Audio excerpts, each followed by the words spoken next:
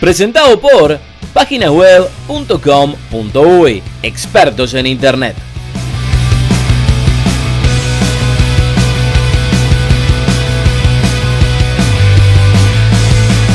Empezamos el programa como es costumbre con la sección de noticias, que en esta ocasión es presentado por Páginas Web Uruguay, que además de administrarnos la página a nosotros, lo hace con muchas otras empresas muy importantes, tanto uruguayas como extranjeras, aplicando las últimas tecnologías para no solo plasmar las ideas que tenés, sino también mejorarlas a resultados insuperables. Y en el caso de que quieran visitarlos, se pueden pasar por paginasweb.com.uy y ahí se enteran de todas sus especialidades y servicios. Y como siempre le damos la bienvenida a nuestro hombre de Hollywood, desde Hollywood, el señor Néstor Betancor. ¿Cómo anda, Néstor? ¿Qué tal, Al? Como siempre, feliz de hablar contigo y con todos los cinéfilos que están pendientes de este apasionante mundo del séptimo arte. Pacatindón. Y como siempre, por favor, empezanos contando cómo podemos hacer para acceder a todas tus cosas durante la semana, entre otros motivos, porque vamos a estar hablando de algunos materiales de los que van a poder encontrar las versiones completas por ahí. Todo lo pueden encontrar en mi sitio que es desdehollywood.com, pero también los invito a que se suscriban a mi canal de YouTube individual, buscándome simplemente como Néstor Cine. Excelente, muchas gracias. Y esta semana vamos a empezar hablando de It o Eso, una de las películas más esperadas del año, de la que Néstor está haciendo una cobertura especial, ya que no solo habló con el director de la película, que es extranjero, sino que también fue una de las primeras personas en el mundo en poder ver la película. Además, y te propongo empezar por esto, mismo dentro de Hollywood, hicieron como 2 casas para promocionar la película, que me imagino que son sacadas de lo que es la película en sí. Así que empezanos contando de esa experiencia que al menos para mí es bastante única. Sí, realmente fue una experiencia muy interesante porque lo que hizo Warner Brothers para promocionar la película fue construir en el medio de Hollywood, sobre el Boulevard Hollywood, en lo que es regularmente simplemente un estacionamiento vacío, un parking lot. Construyeron una réplica de la casa donde habita este payaso diabólico It o Eso, que se hace llamar Pennywise, y usando prácticamente los mismos elementos que utilizaron para construir esta casa falsa, digamos, para grabar, para filmar la película, la reconstruyeron aquí usando también utilería original que forma parte de la cinta.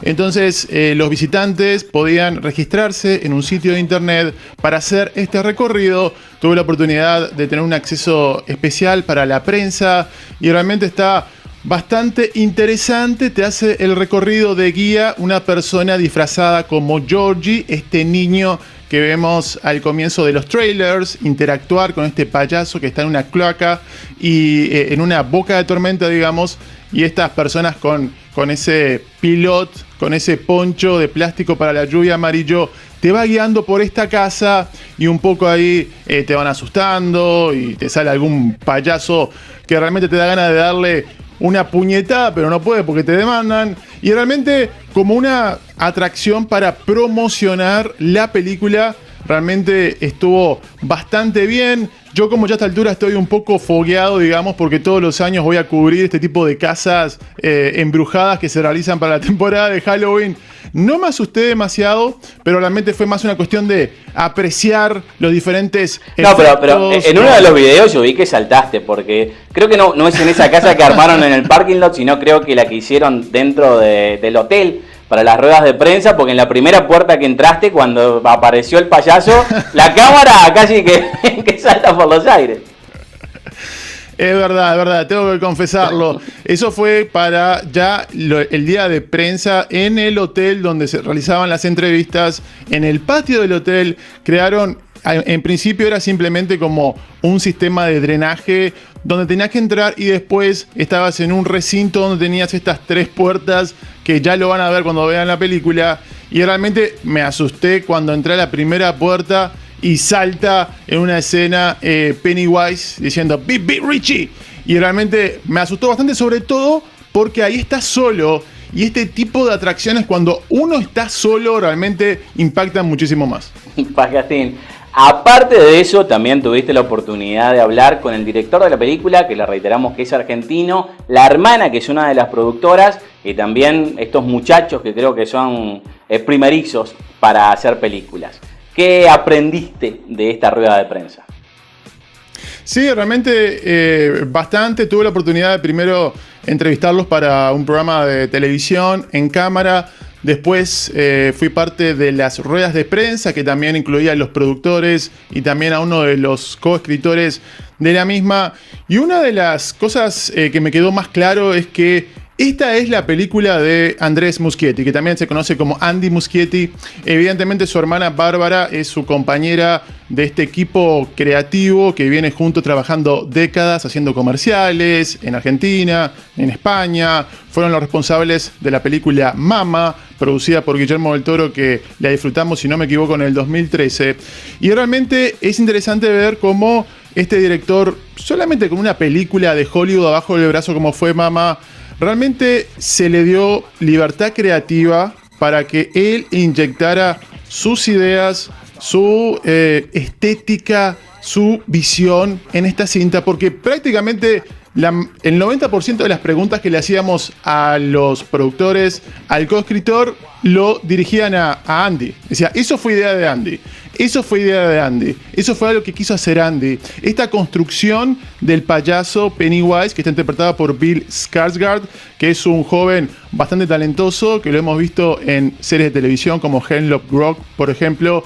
Realmente es el resultado de que Andy trabajó con él mucho tiempo. Él fue el actor favorito de Andrés desde el comienzo de la producción. Estuvieron semanas trabajando juntos, lo mantuvieron al margen de los otros actores de los niños para que tuviera realmente un impacto más visceral. También lo tuvieron al margen de la promoción, ¿verdad? Porque yo la primera vez que le vi la cara fue hace muy poco. Hasta ese entonces solamente se conocía el payaso, la versión con la cara pintada. ¿Eso también fue parte de la expectativa que trataban de crear? Correcto, el estudio quería crear cierto misterio alrededor del actor, por eso, o esa fue por lo menos la explicación que yo tuve a la hora de preguntar por qué no lo puedo entrevistar en cámara, por qué no va a ser parte del yankee de televisión. Fue esa, para mantener el misterio. Él sí fue parte de la rueda de prensa. Les digo que en persona es tremendamente cordial, nos saludó a todos, realmente una gran entrevista se puede hacer con él, pero sí estuvo después, evidentemente, siendo parte de otro tipo de actividades, pero siempre tratando de mantener ese manto de misterio. Y si alguno se pregunta, ok, pero es algo parecido a lo que hizo Tim Curry en la miniserie de televisión de 1990, yo le puedo decir que es algo diferente, que cuando yo veo a Tim Curry veía un hombre disfrazado de monstruo, y cuando lo veo a este actor en la pantalla grande veo a un monstruo disfrazado de hombre. Pacatín. Bueno, y para terminar con esto, contanos qué te pareció la película. Por supuesto, tomando en cuenta que ni yo ni la mayoría de la gente que está viendo esto ahora todavía tuvo acceso a ella, porque me imagino que, por lo que creo saber, está bastante buena, pero aparte también está llena de sorpresas, ¿no? Totalmente, llena de sorpresas, y realmente creo que una de las cosas más importantes es decir que no es la película típica de susto, de sobresalto. Es una película que se pone como objetivo realmente construir a sus protagonistas. Generalmente una película de terror, son víctimas los protagonistas, que simplemente son carne de cañón, y es una cuenta regresiva hasta que al final queda un sobreviviente contra el monstruo o el asesino en serie o lo que sea. Esta cinta, tomando evidentemente en cuenta lo que hizo Stephen King en este fantástico libro que publicó en 1986, es construir a estos 7 perdedores, a este club de losers, a estos niños que realmente son muy diferentes, que realmente se te meten en el corazón y uno queda conectado con ellos. Así que por el lado de los héroes está muy bien desarrollado, por el lado del villano excelentemente bien creado, esta criatura que se puede cambiar de forma, que me hace acordar bastante a Freddy Krueger, y es una presencia que en todo momento uno lo ve y dice, esto es alienígena, esto es extraño, esto no pertenece a este mundo. Pero también se exploran miedos que no son sobrenaturales. miedos que uno tiene de la infancia a ser rechazado por los adultos, a ser maltratado por niños más grandes o por adultos. Así que realmente la meta principal de la cinta, más que asustarte, es hacerte vivir una aventura de horror, hacerte acordar de las cosas lindas de la infancia, pero también de aquellos temores que todavía de grande seguimos teniendo. Pacatín. Bueno, además está decir felicidades por toda la cobertura, que en realidad todavía no terminó, porque también tenés programado estar en Alfombra Roja cuando se haga el estreno oficial de la película. Así que para todo el mundo que quiera ver las versiones completas de estas cosas, se tienen que pasar por tus medios, que son, por ejemplo, Néstor Cine, tanto en Facebook como YouTube, para estar al tanto no solamente de estas primicias, sino también todas las que tenés en forma constante. Un universo que no deja de dar noticias es el de la Guerra de las Galaxias, ya que se siguen anunciando películas relacionadas con spin-offs, ya que ahora se sabe que está en camino la de Obi-Wan Kenobi, un personaje que ya habíamos conocido, primero interpretado por Alec Guinness en la película original y después Ewan McGregor en todas las precuelas. Pero la pregunta es, ¿qué tan buena idea es hacer una película de este personaje? Sí, realmente es una muy buena pregunta, sobre todo cuando todavía no hemos tenido ninguno de estos... No sé si decirle spin-off o precuelas individuales. Tuvimos Rogue One hace unos meses atrás, pero prácticamente estábamos hablando de personajes nuevos, salvo Darth Vader un ratito al final. Pero todavía no hemos tenido la película de Han Solo. Se ha cancelado la película, aparentemente iba a ser la película de Boba Fett, con todo un drama que hubo ahí con su director. Hubo un drama también con esta película de Han Solo. Así que todavía no tenemos un ejemplo cercano a este que realmente nos ilumine demasiado. Por todo lo que he escuchado de aquellos que son mega fanáticos de Star Wars, yo tengo aquí mi camiseta de Star Wars, de Force Awakens, pero realmente no soy un mega ultra fanboy de la franquicia. He visto obviamente todas las películas más de una vez, pero según lo que he escuchado, hay bastante material para explorar este personaje que, como sabemos, vivió unos años en el desierto, entre lo que pasó después de lo que vimos en el episodio 3 y antes de lo que lo vemos en el episodio 4, donde ya se lo ve siendo mentor de Luke Skywalker. Entonces hay unos cuantos años en el medio donde se puede explorar las aventuras de este personaje. Es un poco el paralelismo que se hace a veces con Jesucristo, que no se sabe realmente qué pasó ahí en esos años, que estuvo en el desierto, estuvo en Asia dando vueltas por ahí. Entonces se le puede sacar jugo a eso. Yo no sé qué tanto eso importa. Digo, no es algo que creo que el público general está clamando realmente saber qué pasó en esos años de este personaje. Creo que Ewan McGregor es uno de los elementos que todavía creo que se ven bien luego de la realmente respuesta negativa que hubo de crítica y de la fanaticada en cuanto a las precuelas de George Lucas. Así que creo que él perfectamente puede regresar y creo que se le va a estar abriendo los brazos de par en par. Un poco la duda es qué va a pasar con esta película, porque realmente a estas alturas con Lucasfilm no se puede asegurar absolutamente nada. Recién están hablando de este director que se llama Stephen Daldry, que no tiene ningún tipo de experiencia con una película de aventura, de acción o de ciencia ficción, solamente de dramas, de musicales, de películas o series de época. Así que realmente es una elección bastante extraña para una película de estas, pero simplemente seguir monitoreando y a ver qué pasa. Sí, no, yo creo que lo primero a definir es que no es un gran misterio el motivo por el cual se está haciendo esta película, ya que en la actualidad el episodio 7 de la Guerra de las Galaxias es la película más taquillera a nivel doméstico en Estados Unidos, superando por más de 150 millones de dólares a Avatar. Y Rogue One, que en teoría era un experimento, en estos momentos también, dentro de Estados Unidos, por algún motivo a nivel mundial no le fue tan bien, pero en Estados Unidos es la séptima película más taquillera de todos los tiempos, por lo que creo que combinar esta idea del spin-off con un personaje conocido, creo que básicamente es una mina de oro potencial. La cosa es que, como vos bien decís, el asunto es dónde van a centrar esta historia, porque básicamente es uno de los personajes que sabemos cómo termina y también más o menos cómo comienza, pero si bien una vez que Disney solamente hizo, cuando Disney agarró Lucasfilm, todo lo que se conocía como el universo extendido dejó de ser canónico, pero aún así, dentro de los cómics y dentro de las series de televisión de dibujitos animados, se ha contado muchísimo de este personaje, por lo que no sé qué es lo que falta contar como para justificar una película. Creo que, como dijiste, el lugar más lógico para ponerlo es entre el episodio 3 y 4, sobre todo porque Ewan McGregor cada vez se está poniendo más viejo y creo que está en el momento ideal para agarrar este papel y lucir como tendría que lucir.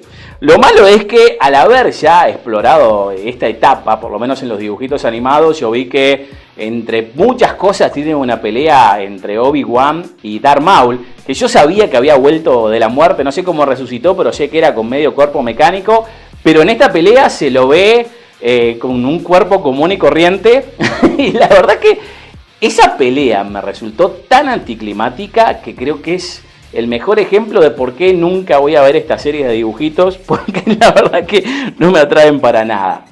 Tomando en cuenta eso, yo creo que el mejor lugar para centrar la historia es antes del episodio 1, capaz que para contar los orígenes de Obi-Wan y hasta hacer una película más estilo juvenil dentro de esta academia de Jedi mientras están aprendiendo a ser Jedi, que lo tienen que agarrar muy de chicos, ya que es algo que no solamente no se ha contado, sino que también es un encare que hasta el día de hoy no se ha tratado dentro de las películas de la Guerra de las Galaxias.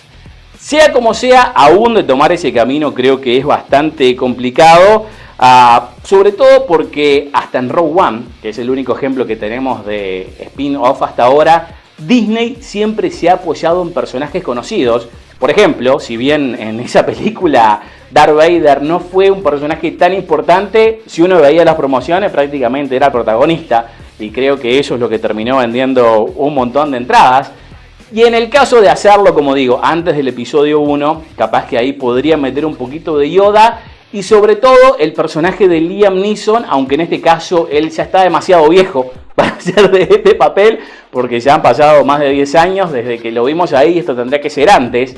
Aunque, y esto es algo que me gustaría que trataran, creo que sería una buena oportunidad para tratar esto del maquillaje digital que rejuvenece a los personajes, porque hasta ahora lo hemos visto, por ejemplo, en las películas de Marvel muy a cuentagotas, y de hacer este encare, creo que podrían tener la primera oportunidad para tener toda una película con un personaje rejuvenecido de esta forma, casi que si le sale bien, para pedir perdón por la metida de pata que tuvieron con Rogue One a la hora de traer estos personajes de la muerte, que la verdad que creo que es una de las cosas más criticadas de la franquicia.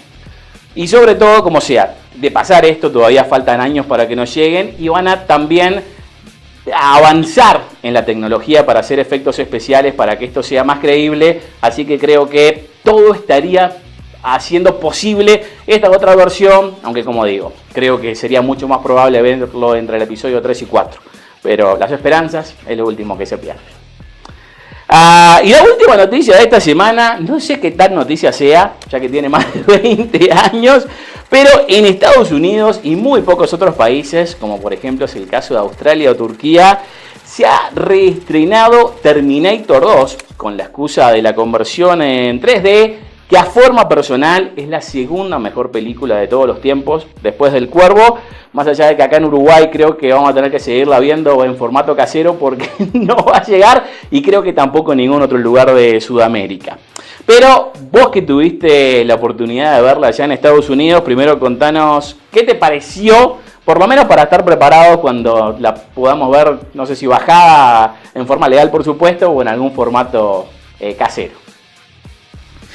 Bueno, realmente la experiencia fue bastante buena. Evidentemente mis expectativas pasaban, sobre todo porque es una excelente película, porque es una cinta que yo siempre pensé que se prestaba bien para el 3D, más allá de que hay muchas escenas en la oscuridad, de noche, y porque se anunció de un comienzo que James Cameron iba a estar supervisando absolutamente todo y que la compañía que iba a estar haciendo la post-conversión en 3D es la misma que ha hecho cosas como Jurassic Park, que para mí fue una de las mejores experiencias que he visto de películas post convertidas en este formato. La vi en IMAX 3D, Jurassic Park, y realmente fue impresionante. Evidentemente el 3D... Una pregunta. Esta de Terminator no fue IMAX 3D, ¿verdad? Fueron en salas, digamos, comunes y corrientes, solamente con 3D, y muy poquitas. Al menos el estreno. Fue solamente en 3D regular, no IMAX, no formato grande. Tengo entendido que solamente la cadena AMC, que aunque es la cadena más grande de Estados Unidos, creo que ellos tenían la exclusividad aquí en los Estados Unidos. En un primer momento se hablaba de que iba a ser solamente un día, pero terminó quedando, creo que una semana en cartelera. Así que hasta lo que yo sé, salió en el Reino Unido y en Estados Unidos. Creo que la idea era también que se mostrara en China, pero no sé si al final eso sucedió. Los planes era que saliera realmente esto el año pasado, hace un año atrás, para celebrar un importante aniversario. Se ve que les tomó más tiempo la postconversión, pero realmente, y tal vez, ya que mencionás el tema de las salas, fue lo que no hizo la experiencia tan buena, fue el hecho de que la terminé viendo un sábado de tarde con muy poca gente. Tal vez la sala donde yo la vi estaba a una capacidad de un 25% nada más. Y realmente se extraña esa experiencia con un montón de fanáticos. Porque yo he visto películas como Total Recall en la pantalla grande con un cine a reventar, con una sala a reventar, o Back to the Future o Jurassic Park. Y realmente eso es parte importante de ver una experiencia de ver una película que uno ya la vio. Porque evidentemente uno ya sabe lo que va a pasar. Pero más allá de eso, realmente la,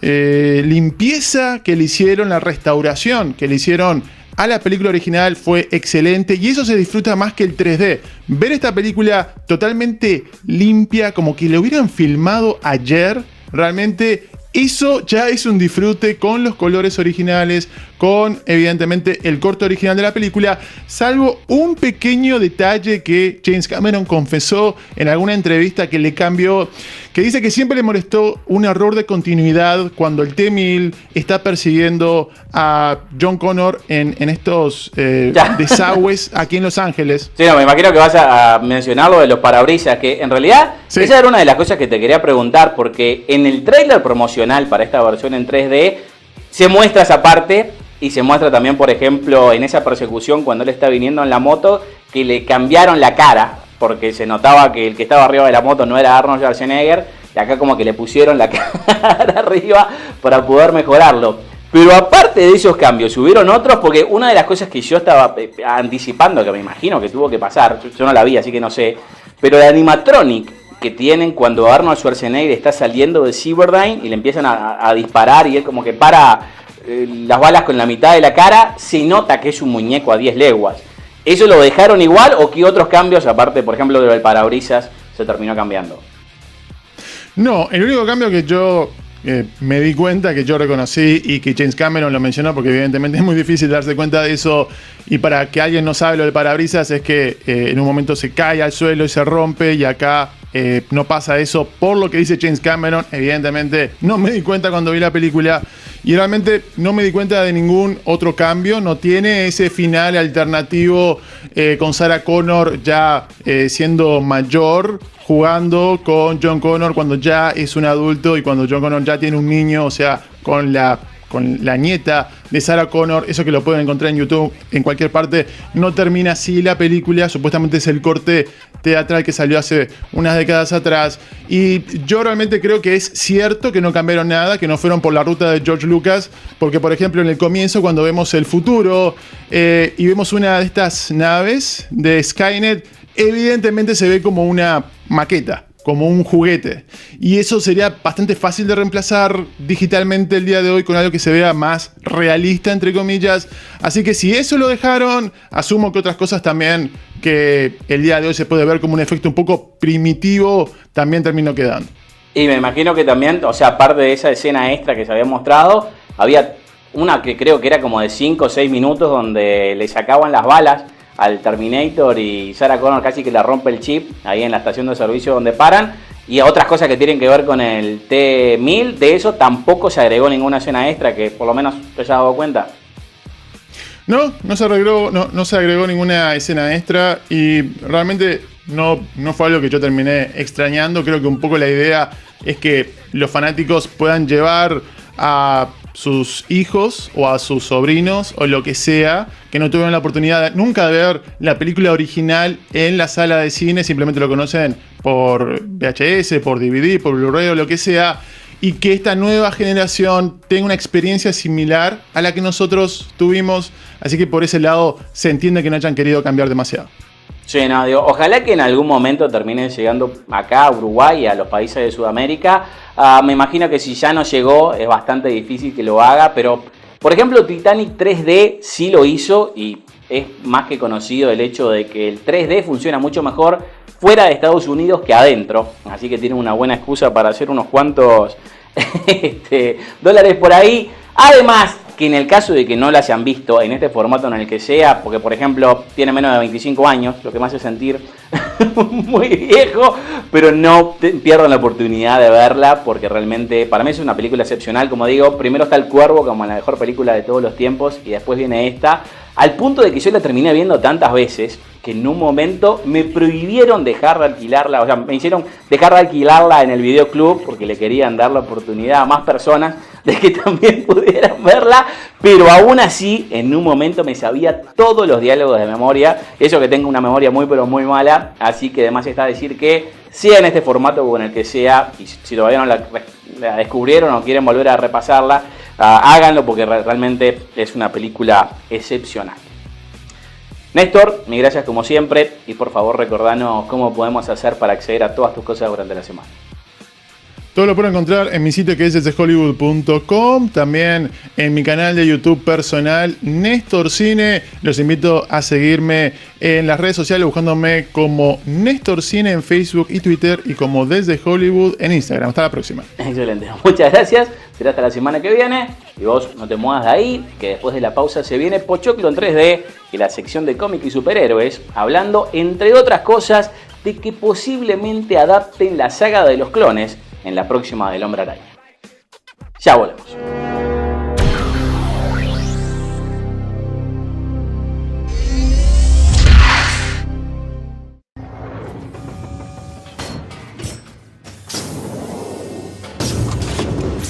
¿Sabías que tenés que cliquear ahí para seguir viendo el programa?